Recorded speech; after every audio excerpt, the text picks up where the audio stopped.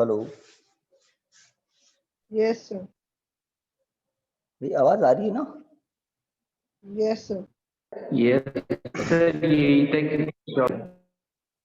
Okay, थोड़ा set होने में टाइम लग गया आप लोगों को, तो यहाँ पर स्टॉप किया था, है ना? चलिए इसके आगे बढ़ते हैं। तो ये तो एनर्जी की एक वैल्यू थी। अगर आप एन की वैल्यू, है ना, हाइड्रोजन स्पेक्ट्रम, हाइड्रोजन के लिए, है ना, अगर हाइड्रोजन के फर्स्ट ऑर्बिट की एनर्जी चाहिए तो E1 क्या होगा, डिवाइड लगाकर लिख भी सकते हैं ना, for n equal to 1, E1 क्या होगा, -13.6 अपॉन 1 स्क्वायर इलेक्ट्रॉन वोल्ट। सीधी सी बात, -13.6 इलेक्ट्रॉन वोल्ट। 4 तक करना है आपको। E2 इक्वल टू -13.6 अपॉन, चलिए लिख ही लेते हैं, for n equal to 2, second orbit के लिए। सेकेंड ऑर्बिट में अगर कोई इलेक्ट्रॉन ऑर्बिटिंग कर रहा है तो उसकी एनर्जी -13.6। कुछ वैल्यूज आपको लर्न भी होनी चाहिए, न्यूमेरिकल में यूज आ सकती है। तो 2 का स्क्वायर 4, 4 से डिवाइड कीजिए, क्या मिलेगा, 3.4 इलेक्ट्रॉन वोल्ट। पहले चेक कर लो,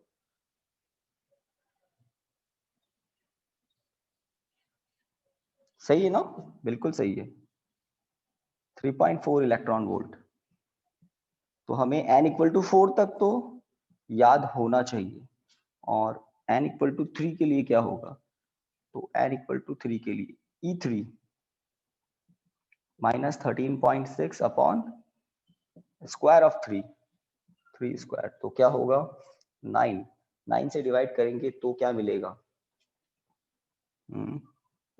1 सर वो सेकंड में आपने माइनस नहीं लगाया। माइनस तो सब में लगेगा, है ना, नेगेटिव एनर्जी होती है इलेक्ट्रॉन की। थर्ड में डिवाइड करके बताइए, 13.6 divided by 9, 1.5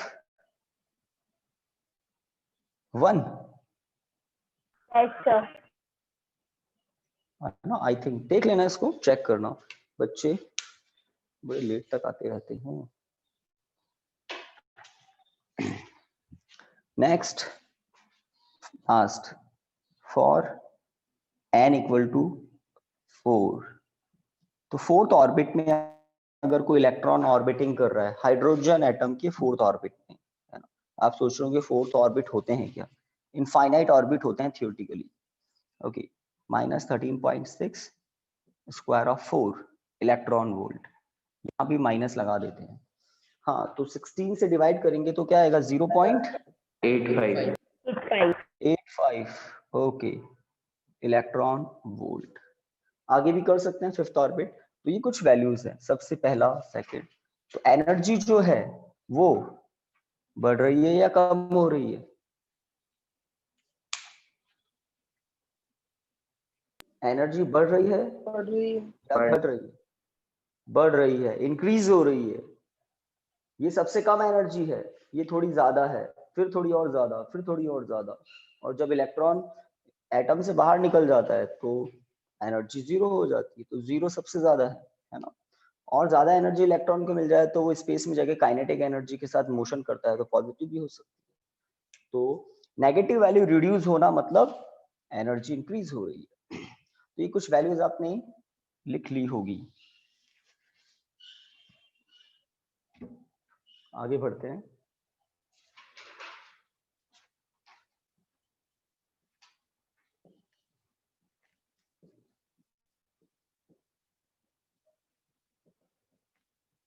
bourse formula for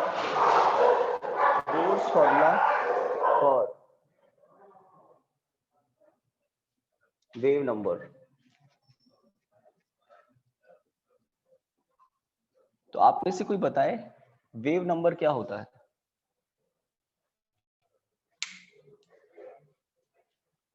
eleventh में थोड़ा बहुत ध्यान से पढ़ा हो तो वेव नंबर आता है कहीं, याद आया किसी को? Bohr's formula for wave number, 1/100। Reciprocal of wavelength also called wave number. ठीक है, तो सबसे पहले तो ये लिखिए, है ना। तो एक्चुअल में इलेक्ट्रॉन्स जो फोटॉन्स एमिट करते हैं, फोटॉन्स की फ्रीक्वेंसी होती है, फोटॉन्स की फ्रीक्वेंसी होती है, वेवलेंथ भी होती है। फोटॉन्स अगर मोशन कर रहे हैं तो फोटॉन्स की फ्रीक्वेंसी होगी, फोटॉन्स की वेवलेंथ भी होगी। तो डिफरेंट डिफरेंट एनर्जी के फोटॉन्स के लिए फ्रीक्वेंसी डिफरेंट डिफरेंट होती है, फ्रीक्वेंसी डिफरेंट डिफरेंट होती है, तो लैम्डा डिफरेंट डिफरेंट होता है, वेव नंबर डिफरेंट डिफरेंट होता है। तो पहले तो लिख लीजिए, the reciprocal of wavelength is called wave number. The reciprocal of wavelength is called wave number. इसको लिखना है, is called wave number. नहीं होता है क्या स्क्रीनशॉट करके, और स्क्रॉल हो गया ना, done. Yes guys, attendance time. हाँ भाई, फॉर्मूले का बताइए, डेफिनेशन तो हो गई। दैट इज वेव नंबर क्या होगा, 1 बाय लैम्डा। वेव नंबर की यूनिट क्या होगी, सब आपको क्लियर है। अब फॉर्मूले की बात करते हैं। मेन है बोर ने क्या फॉर्मूला बनाया था रिगार्डिंग वेव नंबर। तो बोर के कौन कौन से पॉस्टुलेट यूज ले लिए अभी तक हमने, फर्स्ट यूज ले लिया, सेकंड भी यूज ले लिया। फर्स्ट और सेकंड पॉस्टुलेट्स को यूज लेकर हमने ऑर्बिटल स्पीड पता की थी, ऑर्बिटल रेडियस पता कर ली थी। ठीक है, थर्ड पॉस्टुलेट को यूज लेकर हम वेव नंबर पता करेंगे। तो थर्ड पॉस्टुलेट है क्या, इलेक्ट्रॉन अगर हायर एनर्जी लेवल से लोअर एनर्जी लेवल में ट्रांजिशन करता है तो फोटोन के फॉर्म में एनर्जी एमिट करता है, और फोटोन की वो जो एनर्जी होती है वो किसके इक्वल होती है, इलेक्ट्रॉन की एनर्जी लेवल के जो डिफरेंस है, इलेक्ट्रॉन हायर एनर्जी लेवल में था, let E2, electron lower energy level में आया, लेट E1। तो इन दोनों एनर्जी लेवल के डिफरेंस के बराबर होता है। जैसे अभी आपको एनर्जी लेवल दिखाए थे E1, E2, E3, E4, तो आप देख रहे थे सबसे पहले नेगेटिव ज्यादा था, फिर इंक्रीज हो रहा है वो, है ना, नेगेटिव कम हो रहा है मतलब एनर्जी इंक्रीज हो रही है। तो स्टार्ट कर सकते हैं, लिखिए भाई। ऑडियो वीडियो सभी के एक बार और बता दें, थोड़ा सा अब मोमेंटम में आते हैं हम लोग, ठीक है। यस सर, परफेक्ट है। क्योंकि अभी कुछ है ना, बोर्ड पूरा भर जाएगा। तो स्टार्ट कर सकते हैं हम, लिखिए। According to Bohr's, according to Bohr's third postulate, according to Bohr's third postulate, when electron make transition from, when electron make transition from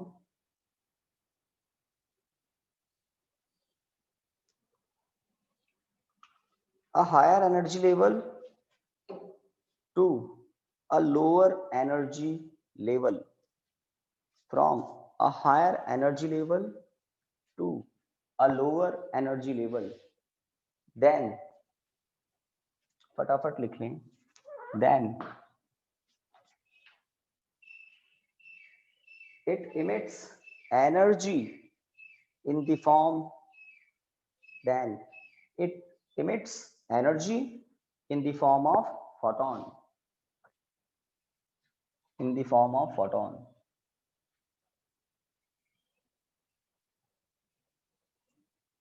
full stop. देखिए लाइन चेंज करके, इफ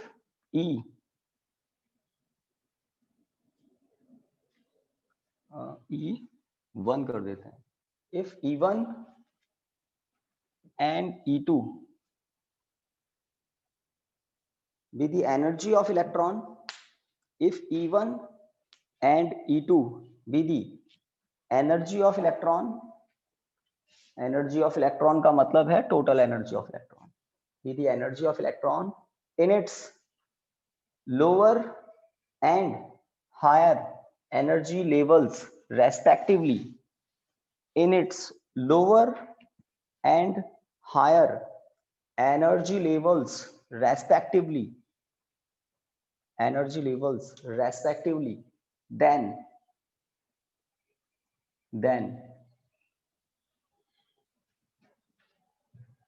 energy of emitted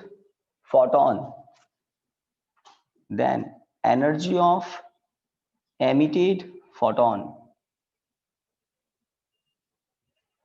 तो I think आपको दिख गया होगा E equal to E2 minus E1, higher energy level minus lower energy level, photon की energy होगी। मतलब इलेक्ट्रॉन जितना ज्यादा हायर एनर्जी लेवल से जितना ज्यादा लोअर एनर्जी लेवल में आएगा, एमिटेड फोटोन ज्यादा एनर्जी का होगा। अब आपको मुझे फॉर्मूला बताना है कि इलेक्ट्रॉन की टोटल एनर्जी का फॉर्मूला होता क्या है, बताइए। -1/8, बताइए -1/8 क्या करें? Z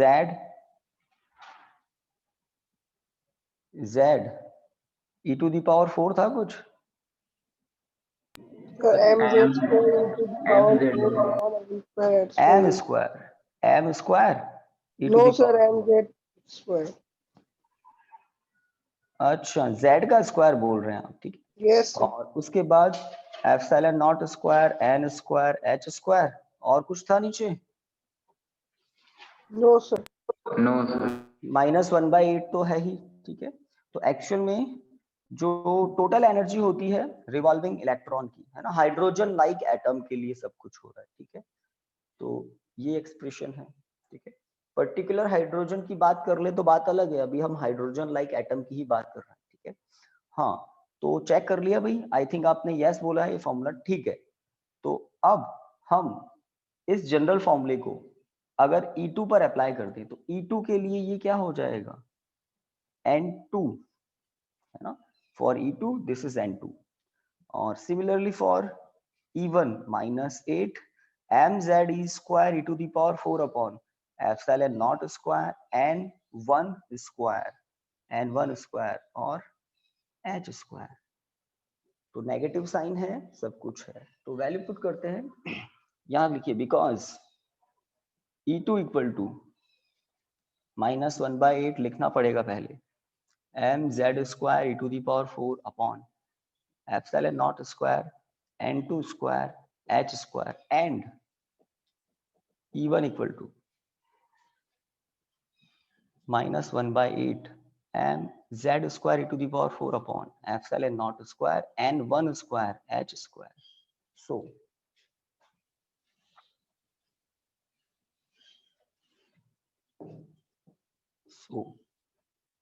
E equal to what?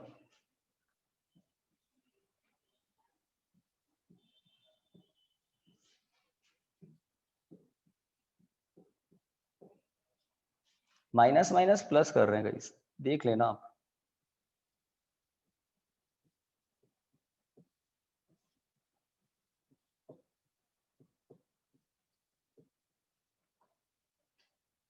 तो n2 स्क्वायर और n1 स्क्वायर ये डिफरेंस है।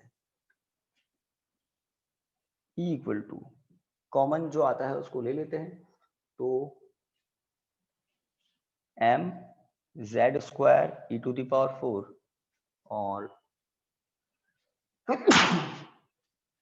सॉरी, तो 8 भी ले लें, epsilon naught square h square, bracket में कोई बताए क्या लिख सकते हैं?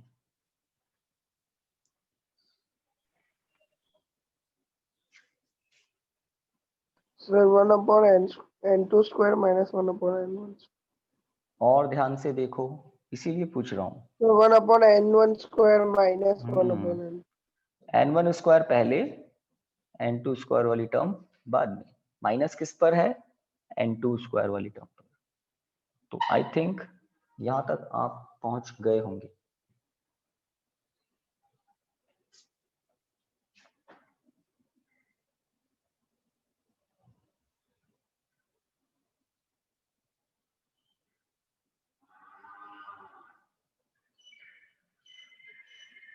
सीधा सीधा हम कहें फोटोन की एनर्जी क्या होती है? तो वो होती है hc/λ।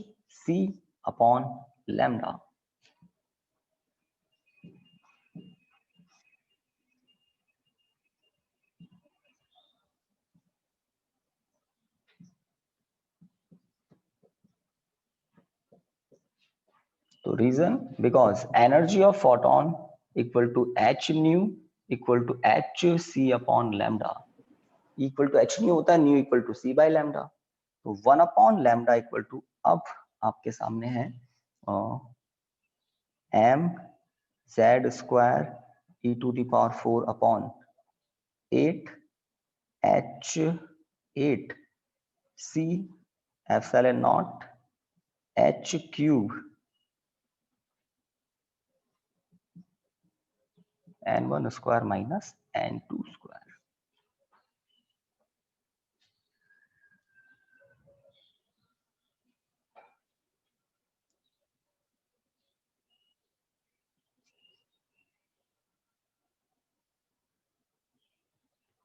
डन हो गया यहाँ तक?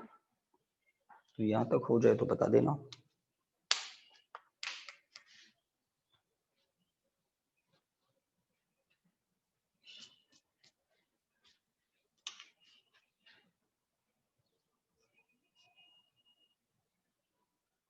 रीजन सामने जरूर मेंशन कर दें। E equal to H nu equal to hc/λ।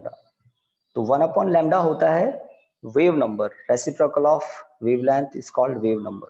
Wave number का एक फॉर्मूला आने वाला है।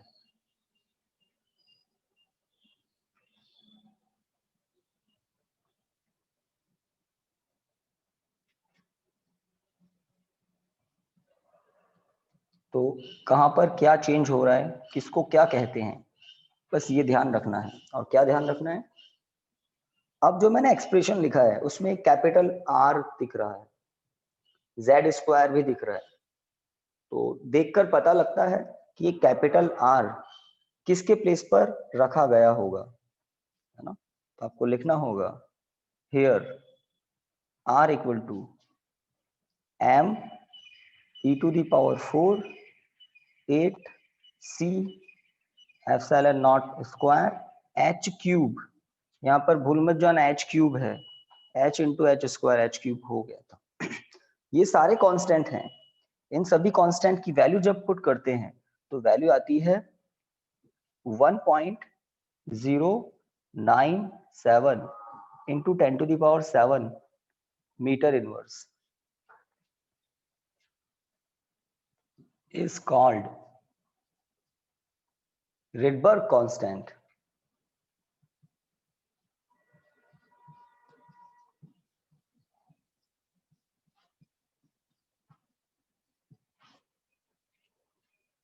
Here आपको पूरा ये वैल्यू ध्यान रखनी है, यहाँ पर स्टार लगा देता हूँ। न्यूमेरिकल में ये वैल्यू यूज आती है, रिडबर्ग कांस्टेंट। Rydberg constant. तो कुछ लोग जो कर रहे हैं तो बताते जाएं, अभी थोड़ा प्रोग्राम और बाकी है इसका। यस सर हो गया। और कुछ? अब कौन है भाई, क्या नाम है? Arpita. Network issue.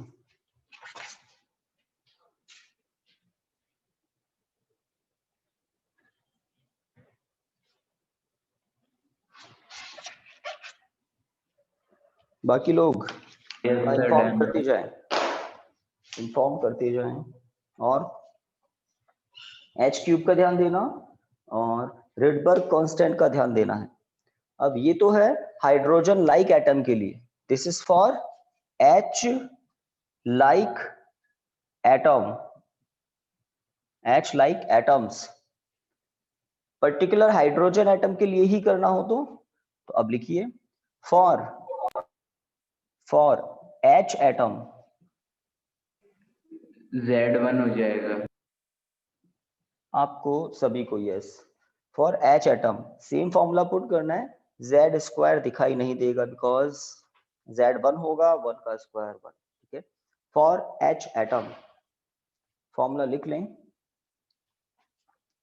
1/λ equal to only r। और ये जो आप फॉर्मूला लिख रहे हैं ये आपके एग्जाम में न्यूमेरिकल्स में यूज आता है, क्योंकि सारा डिस्कशन 12th में एटम चैप्टर में हाइड्रोजन एटम को लेकर ही है। बोर ने हाइड्रोजन एटम को ही इंपॉर्टेंस दिया था, तो उसकी सारी थ्योरी हाइड्रोजन एटम के आसपास ही है। 1/λ equal to r bracket 1/n1² minus 1/n2²। This is for H atom, hydrogen atom के लिए वेव नंबर का फॉर्मूला आपके सामने है। n1 क्या है, n2 क्या है पता है।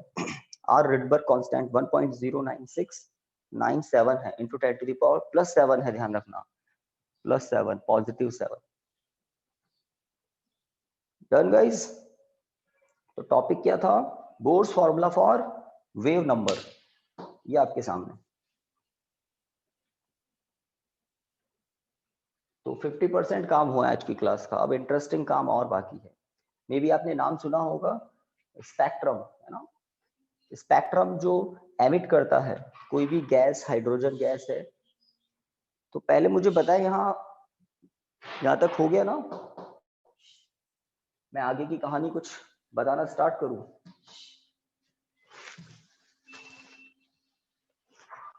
चलिए हेडिंग ही लिख लेते हैं।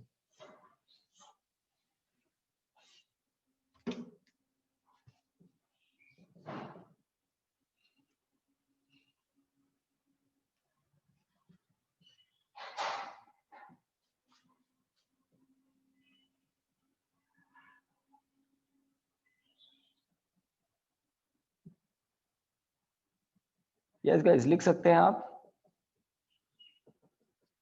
Spectrum of hydrogen like atoms, spectrum of hydrogen like atoms.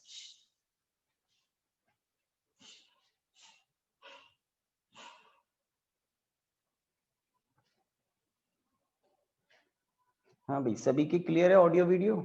आपकी आवाज नहीं आती तो ऐसा लगता है गड़बड़ है। यस सर, क्लियर है। क्योंकि कुछ नई बात आपको बताएंगे अब, और बहुत कुछ केमिस्ट्री में भी ऐसा होता है। तो क्या अगर कोई हाइड्रोजन लाइक एटम है, लाइक हाइड्रोजन ही है, और Li+2 He+1, तो ऐसे जो गैस के मॉलिक्यूल्स है, जो आयंस हैं, उनको अगर थर्मल एनर्जी ट्रांसफर की जाती है तो थर्मल एनर्जी एब्जॉर्ब करके उनके इलेक्ट्रॉन्स लोअर एनर्जी लेवल से हायर एनर्जी लेवल में ट्रांजिशन ले लेते हैं। आप जानते हैं कुछ इस तरह से इलेक्ट्रॉन एनर्जी एब्जॉर्ब करके लोअर एनर्जी लेवल से हायर एनर्जी लेवल में ट्रांजिशन ले लेते हैं। जब वापस ही अपनी ग्राउंड स्टेट में आते हैं तो इलेक्ट्रोमैग्नेटिक वेव्स एमिट करते हैं, कहते हैं एक्चुअल में फोटॉन्स एमिट करते हैं, एनर्जी के पैकेट्स। और वो फोटॉन्स क्या होते हैं, वो फोटॉन्स एनर्जी के पैकेट्स होते हैं। तो जब स्पेक्ट्रम के एक्सपेरिमेंट हुए, बिल्कुल डार्क रूम में किसी गैस के चैम्बर में हीट ट्रांसफर की, और फिर उससे जो फोटॉन्स एमिट होते हैं उनका ऑब्जर्वेशन किया, तो क्या पता लगा, लाइन स्पेक्ट्रम होता है। स्पेक्ट्रम कंटिन्यूअस नहीं होता है। उसका रीजन न्यूक्लियस के अबाउट, एटॉमिक न्यूक्लियस के अबाउट जो ऑर्बिट्स होते हैं वो क्लासिफाइड होते हैं, वो डिस्क्रीट होते हैं, कंटिन्यूअस नहीं होते हैं। इसलिए एनर्जी के जो लेवल होते हैं वो डिस्क्रीट होते हैं, कंटिन्यूअस नहीं होते हैं। तो जो फोटॉन्स के पैकेट्स एमिट होते हैं उनकी एनर्जी भी, है ना, डिस्क्रीट होती है, कंटिन्यूअस नहीं होती है। ओके, तो मेन बात, किसी गैस को हीट ट्रांसफर करते हैं, गैस के एटम्स के इलेक्ट्रॉन्स एनर्जी एब्जॉर्ब करके हायर एनर्जी लेवल में जाते हैं, वापस लोअर एनर्जी लेवल में आते हैं, तो क्या एमिट करते हैं, फोटॉन्स, स्पेक्ट्रम, इलेक्ट्रोमैग्नेटिक वेव्स। तो वो जो डिफरेंट फ्रीक्वेंसी के फोटॉन्स होते हैं, ये हम कहें डिफरेंट फ्रीक्वेंसी की EM वेव्स होती है, तो उसका कलेक्शन क्या है, स्पेक्ट्रम। उसका पूरा कलेक्शन होता है स्पेक्ट्रम, है ना। Group of different frequencies, group of electromagnetic waves of different frequencies is called spectrum. Okay, तो स्टार्ट करते हैं गाइस. लिखिए, एक्सपेरिमेंट shows that, थोड़ा सा लिखने एक दो line. Experiment shows that when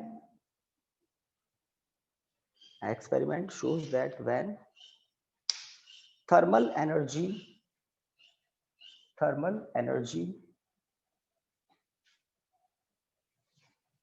given to hydrogen and hydrogen like atoms,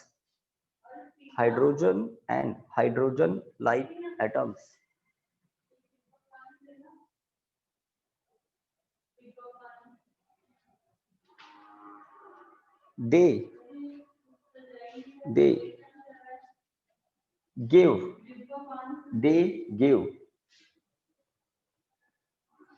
line spectrum in a dark room.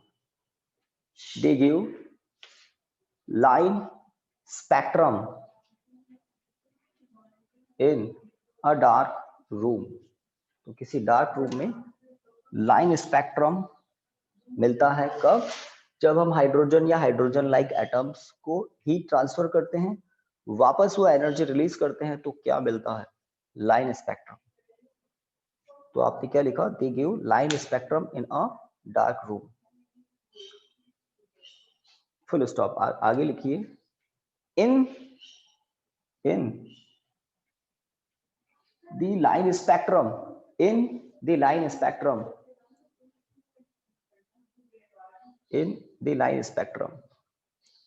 the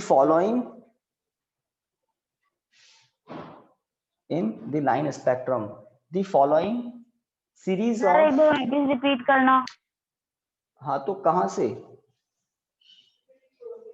in the line. तो वो तो चल ही रहा है ना, सुनिए. तो क्या लिखा हमने फुल स्टॉप के पास? In the line spectrum,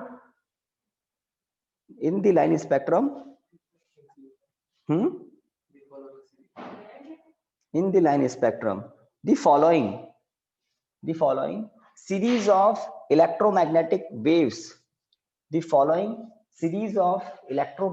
waves, are present. The following series of electromagnetic waves are present. तो कौन कौन सी प्रेजेंट होती है?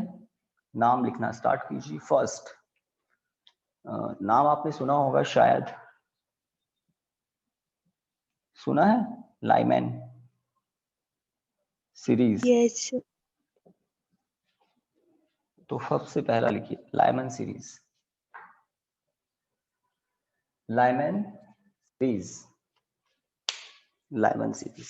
तो लाइमैन सीरीज के लिए क्या होता है? अगर कोई इलेक्ट्रॉन हाइड्रोजन या हाइड्रोजन लाइक एटम में, अगर कोई इलेक्ट्रॉन है ना,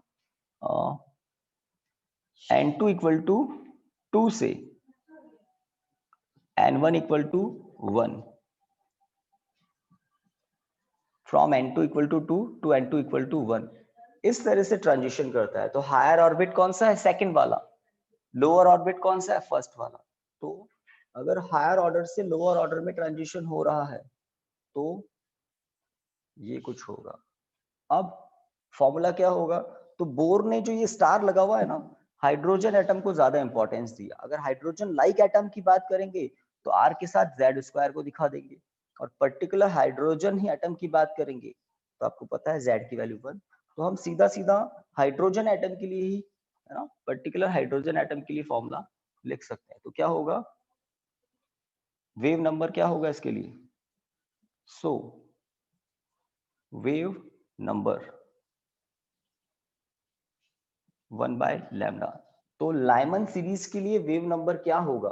1/λ equal to r bracket 1/1 minus 1/, इसको थोड़ा सा सॉल्व कर लें तो 1 माइनस 1/4।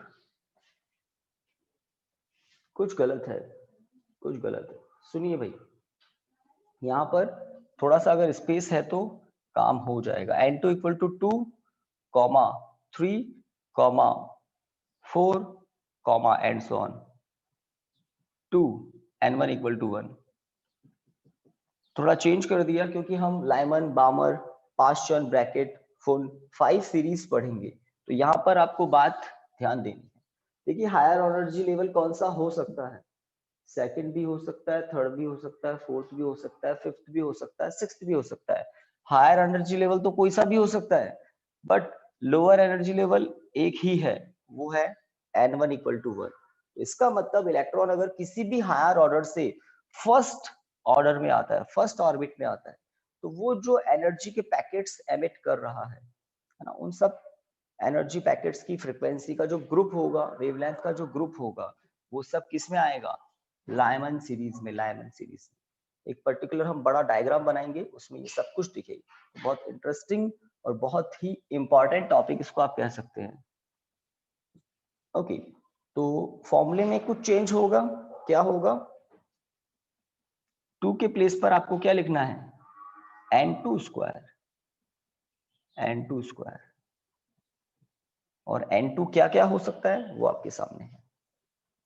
तो this is the formula by which we can find wavelength, wave number for Lyman series, wavelength और wave number for Lyman series। बस n2 की वैल्यू पुट करनी होगी कि इलेक्ट्रॉन आ कहां से रहा है। क्वेश्चन में आपको बताएंगे इलेक्ट्रॉन कहां से आ रहा है, और लाइमन सीरीज है तो कंफर्म है n1 क्या होगा, 1। ओके, तो कौन कौन सी सीरीज होती है वो हम स्टार्ट कर दिए लिखना, और पर्टिकुलर H एटम के लिए है ना, for H atom.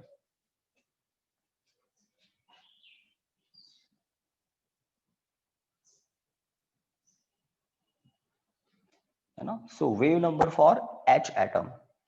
Okay, second Balmer series,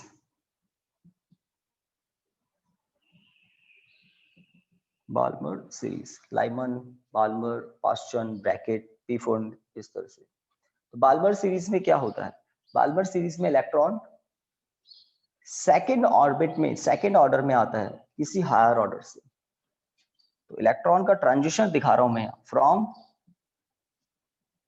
n2 equal to 3, 4, 5 and so on 2, n1 equal to 2, n1 equal to 2।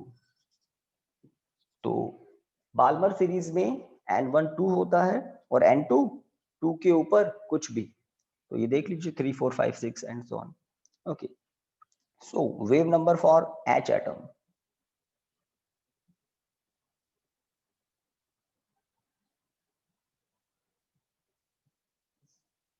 तो 1 by lambda equal to capital R, okay, 1 by 4 minus n2 square लिख सकते हैं क्या, बताइए। सही है, जल्दी जल्दी जल्दी बता दो, आवाज नहीं आई किसी की। Yes sir. देखिए भाई, और जो नहीं बोलते हैं उनको कोई है ना रेस्ट्रिक्शन नहीं है। n1 कितना है, 2 है, तो फॉर्मूला आपके पास रखा हुआ है। फॉर्मूला मैं चलिए यहाँ पर एक बार लिख देता हूँ। जनरल फॉर्मूला ये होता है 1 लैम्डा इक्वल टू, वो भी H एटम के लिए 1 n1 square minus 1 n2 square. तो इस जनरल फॉर्मूले में हम ये कंडीशंस अप्लाई करते जाएंगे। ये कंडीशन होती है पर्टिकुलर सीरीज के लिए, बाल्मर सीरीज के लिए ये कंडीशन है, n1 2 होगा और n2 3, 4, 5 कुछ भी हो सकता है। ओके, लाइमन हो गया, बाल्मर हो गया, पास्चन की बात कर लेते हैं।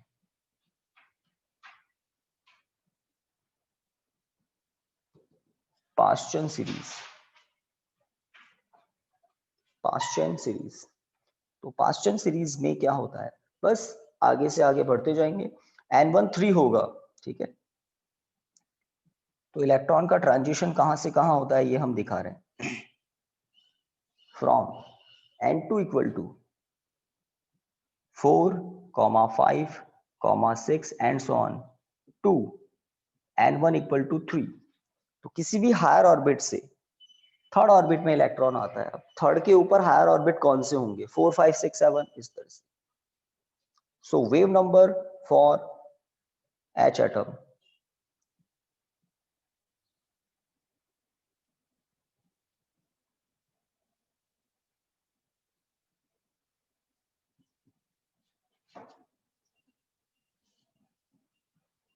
वेव नंबर के रिजल्ट्स हम लिख रहे हैं।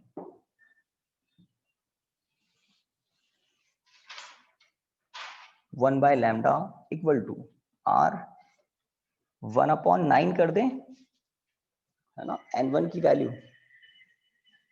पास्चन सीरीज के लिए n1 3 होता है, -1/n2² और n2 स्टार्ट होता है 4 से। ओके 5 सीरीज आपको सीक्वेंस में लर्न करनी होगी, Lyman, Balmer, Paschen, Brackett, then फर्न। तो ये जो जनरल रिजल्ट है इस पर हम कंडीशन अप्लाई कर रहे हैं, ये वाली, है ना, ये वाली। अब फोर्थ नंबर पर आप लिख सकते हैं bracket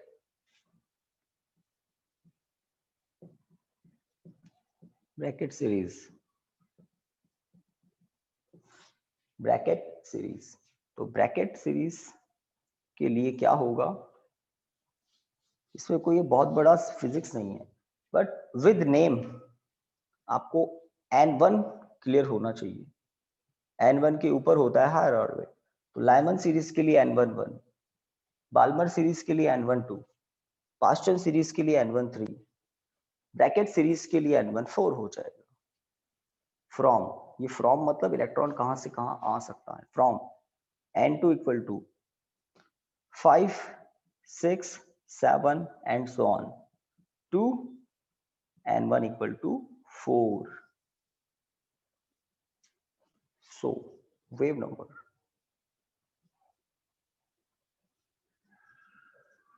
for H atom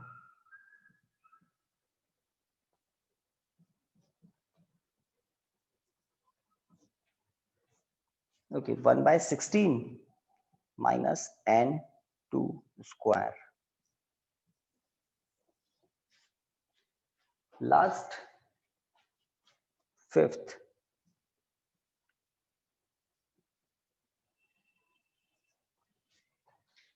फुंड series.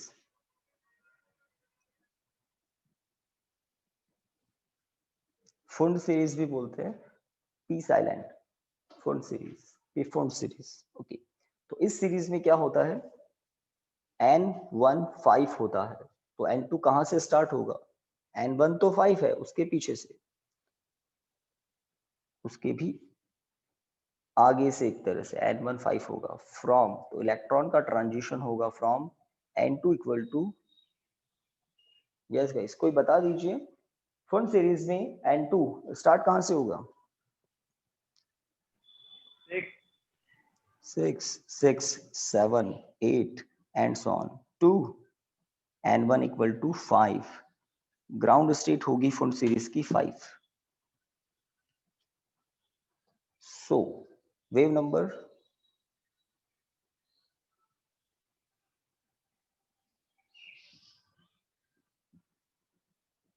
for H atom 1 by lambda equal to R bracket 1/25 minus n2 square, और n2 स्टार्ट होता है 5, n2 स्टार्ट होता है फुंड सीरीज में 6 से। चलिए, और इन सब की यूनिट क्या होती है, metre inverse. Metre inverse wave number की यूनिट क्या होती है, मीटर इनवर्स। क्योंकि रिडबर्ग कांस्टेंट की यूनिट क्या है, मीटर इनवर्स, बाकी सब कुछ तो प्योर नंबर है, रिडबर्ग कांस्टेंट की यूनिट क्या होती है, वही। तो आई थिंक आपने मुझसे पहले ही कर लिया होगा, आई थिंक सो। आगे बढ़ सकते हैं, बच्चे तो प्रेजेंट हैं, इसका मतलब अभी हम 10 मिनट्स और देख लेते हैं। देखिए ये जो सीरीज है, एक बार और ले लेना स्क्रीनशॉट, कौन एब्सेंट है पता लग जाएगा। उसी तरह से ना पूरा स्क्रॉल करके, हाँ भाई इरेज कर सकता हूँ, यस सर। इरेज कर सकते हैं ना। तो अब आपको एक डायग्राम से ये जो अभी पढ़ा था हमने ना सीरीज के लिए, इसको हम एक डायग्राम से समझेंगे। तो कोई नया हेडिंग नहीं है, जो फुल सीरीज का लास्ट में फॉर्मूला लिखा है ना, उसके नीचे आप एक डायग्राम बनाएंगे।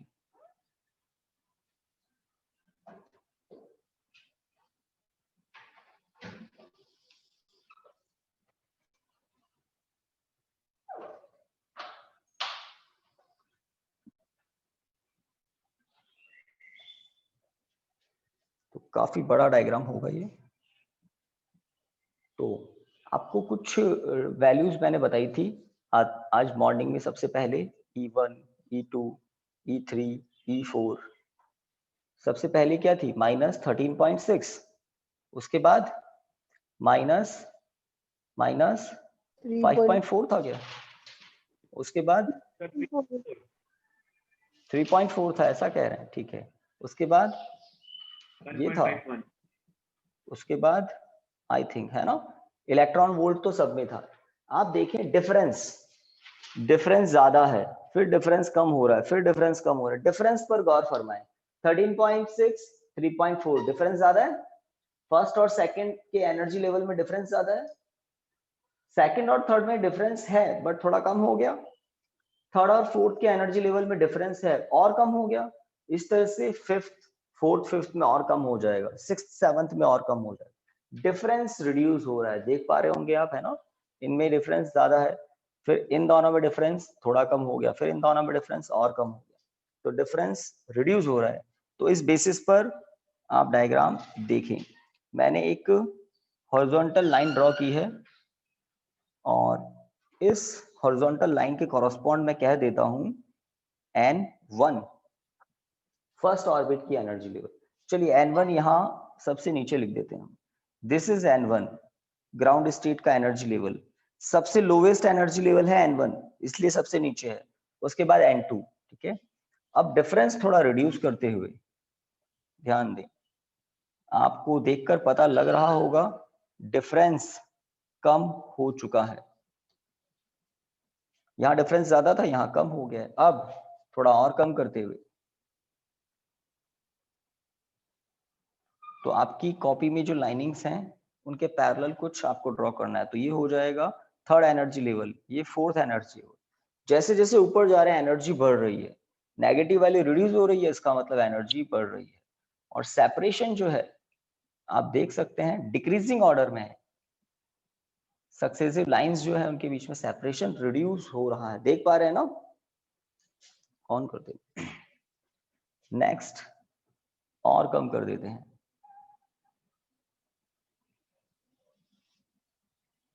N5, N6, ये लीजिए एक और, ये लास्ट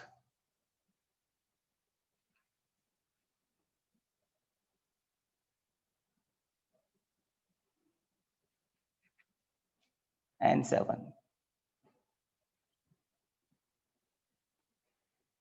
तो हमने फॉर्मूलाज में तो E4 तक लिखा था। अगर आप डिवाइड करते जाएं तो आपको उस फॉर्मूले से, किस फॉर्मूले से, E equal to -13.6 upon n square electron volt, इस फॉर्मूले से इन लेवल की सबकी एनर्जी मिल जाएगी। इस लेवल पर एनर्जी कितनी है?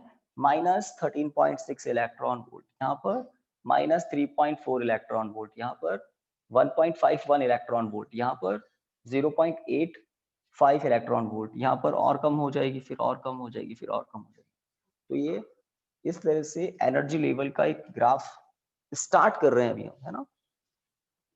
तो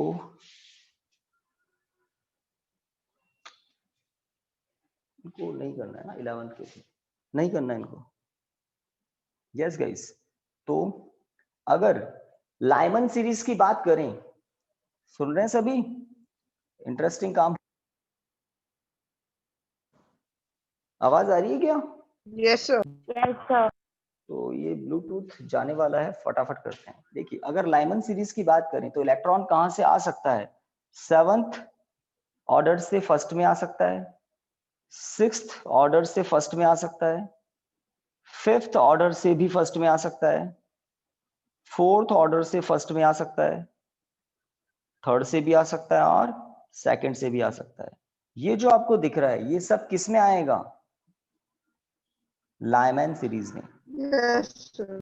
लाइमन सीरीज में। अब लाइमन के बाद बाल्मर की बात कर लें तो आप देख लें, लास्ट में स्क्रीनशॉट ले लेना गाइस, है ना? देख लें, लास्ट में स्क्रीनशॉट ले लेना। तो क्या होगा अगर, बताइए क्या होगा भाई? जो 11th के स्टूडेंट आ गए हैं वो वापस लीव कर जाएं। तो सेकंड नेम क्या था? लाइमन के बाद बाल्मर, ठीक है? लाइमन के बाद बाल्मर। बाल्मर सीरीज में N1 क्या था? 2, मतलब सेकंड एनर्जी लेवल पर इलेक्ट्रॉन आना चाहिए, और कहां से? 3rd से, 4th से, 5th से। तो 7th ऑर्डर से सेकंड में आ सकता है, 6th ऑर्डर से सेकंड में आ सकता है, 5th ऑर्डर से सेकंड में आ सकता है, 4th से भी आ सकता है और लास्ट 3rd से भी आ सकता है। This is the group of Balmer series.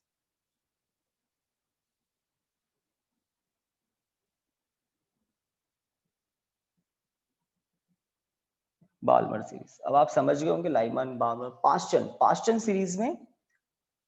Series में क्या लिखा था यहाँ पर? 3rd से आता है ना, N1 3rd। Yes, तो sir. 3rd में आना चाहिए, तो किसी भी हायर ऑर्डर से 3rd में। अब 3rd के ऊपर हायर ऑर्डर आप देख सकते हैं, लाइक 7th से, 6th से, 5th से, 4th से। कहां पर पहुंचाया जा रहा है? 3rd एनर्जी लेवल में। तो यहां से जो एनर्जी, यहां से जो एक ग्रुप होगा फोटॉन्स का जो एमिट हो रहा है, वो सब किस में कंसीडर किया जाता है? पास्चन सीरीज में।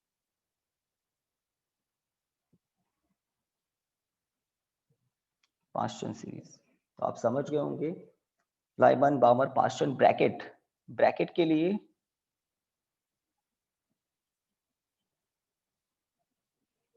है ना,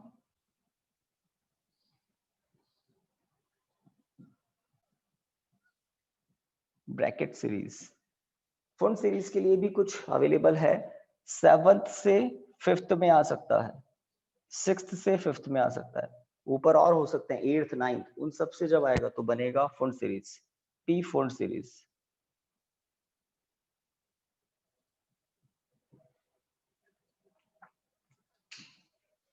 तो ये कुछ कहानी है, ठीक है? तो बताइए, कुछ क्लियर दिख रहा है?